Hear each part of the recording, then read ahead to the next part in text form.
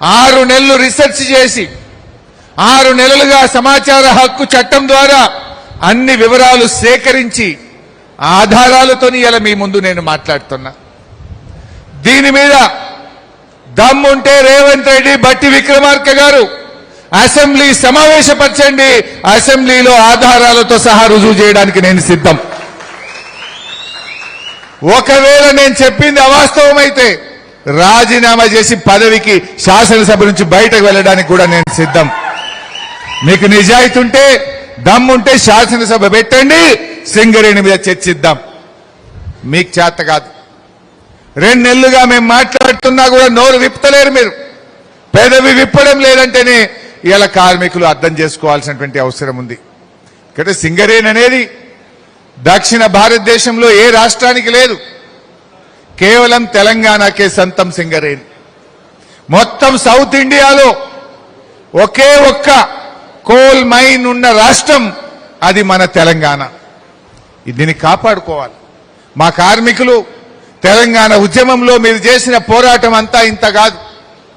మీ పోరాటంతో నాటి ప్రధానమంత్రి మన్మోహన్ సింగ్ అరే బొగ్గుబాయిలు మూతబడ్డాయట, విద్యుత్ థర్మల్ కేంద్రాల దగ్గర బొగ్గు లేదు, కరెంట్ ఆగిపోతుంది, దక్షిణ భారతదేశమే ఆగమైతుంది అని ప్రధానమంత్రి కూడా మా కార్మికుల సమ్మెకు దిగి వచ్చినట్టు గొప్ప సమ్మె మా సింగరేణి కార్మికులు చేసింది. ఇక్కడ మనం ఆంధ్రప్రదేశ్కు, కర్ణాటకకు, తమిళనాడుకు, అన్ని రాష్ట్రాలకు బొగ్గిచ్చేది సింగరేణే కదా. ఆనాటి సమ్మె, సకల జనుల సమ్మెలో సింగరేణి దెబ్బ ఢిల్లీలో ప్రధానమంత్రి దాకా పోయింది. మన్మోహన్ సింగ్ మాట్లాడిన ఆ రోజు. అలాంటి కార్మికులను, ఈ సంస్థను కాపాడుకోవాలన్నదే మా తాపత్రయం. ఆనాటి తెలుగుదేశం పార్టీ, ఆనాటి జాతీయ పార్టీలు డిపెండెంట్ ఉద్యోగాలు నిషేధించారు. చంద్రబాబు, ఆనాటి కాంగ్రెస్ డిపెండెంట్ ఉద్యోగాలు పునరుద్ధరించలేదు. ఇలా కేసీఆర్ గారు ఇచ్చిన మాట ప్రకారంగా డిపెండెంట్ ఉద్యోగాలను పునరుద్ధరించి 16,000 మందికి ఉద్యోగాలు ఇచ్చింది బీఆర్ఎస్ ప్రభుత్వం. మీ ఇంటి పట్టాలను రెగ్యులరైజ్ చేసింది బీఆర్ఎస్ ప్రభుత్వం. మరి కాంగ్రెస్ ఏం చేసిందో మీకు తెలుసు. ముందు వివరిస్తాను. మొన్న రామగుండంలో ఆనాడు బీఆర్ఎస్ పార్టీ కార్మిక సంఘ సమావేశంలో బిడ్డా నీ సంగతి చెప్తాం, డిపెండెంట్ ఉద్యోగాల్లో కాంగ్రెస్ మోసాన్ని కడిగితే దెబ్బకు ఉప ముఖ్యమంత్రి ఉరికొచ్చి 330 మందికి ఏదో కంటి తుడుపు చర్యలాగా డిపెండెంట్ ఉద్యోగాలు ఇచ్చిపోయింది. మేము 16,000 ఇచ్చినాం. 16,000 ఉద్యోగాలు ఇస్తే ఎప్పుడన్నా మంత్రులు, ముఖ్యమంత్రి గారు వచ్చి ఇచ్చినామా? మేము జీఎంలను ఇచ్చుకోమన్నాం. అది సింగరేణి చేసుకునే ప్రక్రియగా సింగరేణికి అధికారాలు ఇచ్చి సింగరేణి అధికారుల చేత సాదాసీదాగా జరుపుకున్నాం. కానీ తేడా ఏంటంటే 16,000 ఉద్యోగాలు ఇచ్చినా మనమేమో చెప్పుకోలేదు. వాళ్ళు 300 ఇస్తే 4 మంత్రులు వచ్చారు. ఉప ముఖ్యమంత్రి 4 మంత్రులు వచ్చి ఆ ఇచ్చిన 300కు బీఆర్ఎస్ దెబ్బకు దిగొచ్చి 300కు 3 గంటల స్పీచ్ కొట్టిపోయారు. మనం 16,000 ఉద్యోగాలు ఇచ్చిన ఆనాడు మంత్రులం గాని, కేసీఆర్ గారు గాని, మేము ప్రచారం చేసుకోవాలి. అక్కడనే తేడా ఉన్నది. శారాణ కోడికి బారాణ మసాలా ఉన్నది కాంగ్రెస్ వాళ్ళది. మనమేమో 16,000 ఇచ్చినాం, మాట కూడా చెప్పుకోలే. 1000 పట్టాలు ఇచ్చినాం. మా చిన్నయ్యనైతే 8,000 పట్టాలు ఇచ్చిండు, అయినా చెప్పుకోలే. మేము చెప్పుకోక వెనుకబడ్డాం, వాళ్ళు చెయ్యని దానికి చెప్పుకుంటే ఎక్కువ ఉన్నది. సరే, ఇంకా విషయాలు లోపలికి పోయినాక చెప్తా. ఎక్కువ టైం వేస్ట్ చేయకుండా నేను పీపీటీలోకి వెళ్తా ఉన్నా. సరే, సింగరేణి చరిత్ర మీకు తెలియదు ఏముంది. 137 ఏండ్ల చరిత్ర. ఇవాళ పర్మనెంట్ ఉద్యోగులు, కాంట్రాక్ట్ ఉద్యోగులు కలిపితే దాదాపు 70,000 మంది ప్రత్యక్షంగా ఉపాధి పొందుతా ఉన్నారు. పరోక్షంగా మరో 1,00,000 కుటుంబాలు సింగరేణి మీద ఆధారపడి బతుకుతా ఉంటాయి. మరి మన ఆసిఫాబాద్ నుంచి మొదలుకుంటే కొత్తగూడెం వరకు దాదాపు 350 కిలోమీటర్లు విస్తరించి ఉన్నది మన సింగరేణి. మరి ఈ సింగరేణిని కాంగ్రెస్ పార్టీ ఒక స్కామ్ల గనిగా మార్చింది. Site visit certificate scam, solar power scam, Jaipur power scam, 40 లక్షల టన్నుల బొగ్గు మాయం, ఎక్స్ప్లోజివ్ స్కామ్, డీజిల్ స్కామ్, ఇట్లా అనేక స్కాములు చేసింది 2.5 ఏండ్లలోనే. ఇక్కడ ఒక విషయం చెప్పాలి.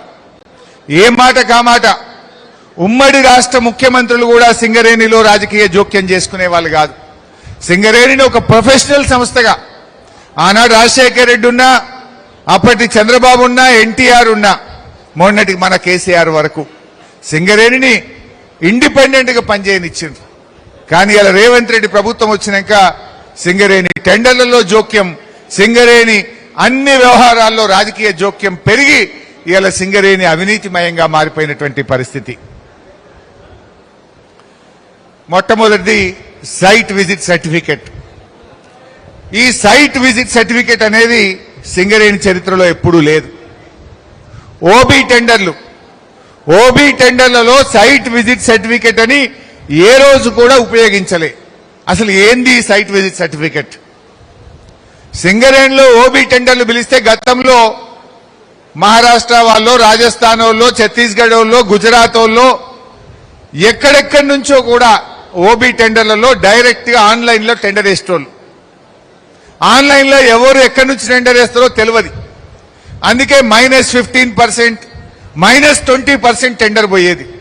అంటే ఒక 1000 కోట్ల రూపాయల టెండర్ అనుకో ఓబీ, 20% తక్కువకు టెండర్ వేస్తే 200 కోట్ల రూపాయలు సింగరేణికి మిగులుతాయి. 1000 కోట్లకు కావాల్సిన పని 800 కోట్లకే జరిగేది. కానీ కాంగ్రెస్ వచ్చినాక ఏం చేసిండ్రు? సైట్ విజిట్ సర్టిఫికెట్ అని పెట్టిండ్రు. ఎవరైనా టెండర్ వేయాలంటే ముందొచ్చి సైట్ చూడాలి, ఆ ప్రాంతం యొక్క జీఎం వీళ్ళు సైట్ చూసిండ్రు అని సర్టిఫికెట్ ఇస్తేనే టెండర్ వేయాలి. ఇది కొత్త రూల్ తెచ్చిండ్రు, రేవంత్ రెడ్డి వచ్చినాక తెచ్చిండు. అయితే ఆ జీఎంలు ఏం చేస్తున్నారు? వాళ్ళు ఎవరికి అనుకుంటే గాళ్ళకే సర్టిఫికేట్ ఇస్తారు. 20 మంది వచ్చి సైట్ చూసిండ్రు. ఆ 20 మంది పోయి జీఎం దగ్గర మేము సైట్ చూసినాము, మాకు సర్టిఫికేట్ ఇవ్వమంటే వాళ్ళకి ఇచ్చుడు లేదు. రేవంత్ రెడ్డి ఎవరికి చెప్తే 3కో 4కో రింగ్ చేసి ఆ 4కే సర్టిఫికేట్ ఇస్తారు. ఆ 4 కలిసి 10% ఎక్సెస్, 15% ఎక్సెస్, 20% ఎక్సెస్ కు టెండర్లు వేసిండ్రు. అంటే -20లో పోయిన టెండరు +10 పోయింది అనుకో, ఎంత తేడా వచ్చినట్టు? 1000 కోట్లకు 200 తక్కువ కావాల్సింది 100 ఎక్కువైతుంది. అంటే 300 కోట్ల రూపాయలు సింగరేణికి బొక్క. ఎవరికి నష్టం? 300 కోట్లు సింగరేణికి నష్టం. ఇట్లా ఎన్నో టెండర్లు చేసిండ్రు. ఈ నష్టం కార్మికులకు ఎఫెక్ట్ అవుతుంది. రేపు కార్మికుల బోనస్ తగ్గిపోతుంది, సింగరేణి ప్రాఫిట్స్ తగ్గిపోతాయి, సింగరేణి సంస్థ నష్టాల్లోకి పోవడానికి కారణమవుతుంది. అయితే ఈ సైట్ విజిట్ సర్టిఫికెట్ అనేది తెచ్చి ఈ టెండర్ల విధానాన్ని మార్చినారు. 10 ఏళ్లు బీఆర్ఎస్ పార్టీ ఉన్నది, ఓబీ టెండర్లలో ఎప్పుడు కూడా సైట్ విజిట్ సర్టిఫికెట్ పద్ధతే లేదు. కానీ వీళ్ళు ఆ పద్ధతి తెచ్చినాక ఈ సైట్ విజిట్ సర్టిఫికెట్ లో